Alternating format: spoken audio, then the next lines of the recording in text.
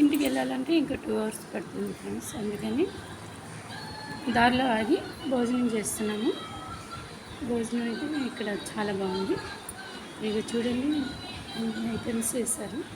సాంబారు, రసం, పెరుగు అన్నీ ఉన్నాయి ఫ్రెండ్స్. విలేజ్ అనే మాట ఏదనండి, టేస్ట్ అయితే అదిరిపోయింది. అలాగే మార్నింగ్ టిఫిన్ కూడా బయట చేసాం ఫ్రెండ్స్. చాలా బాగుంది. అలాగే ఇది అమ్మవారు వీడియో చూసుకుంటున్నారు నేను చేసినవి. భోజనం చేయకుండా. మీరైతే మర్చిపోకండి ఫ్రెండ్స్, లైక్ చేయండి, షేర్ చేయండి, సబ్స్క్రైబ్ చేయండి ఫ్రెండ్స్. భోజనం అయితే చాలా బాగుంది ఫ్రెండ్స్.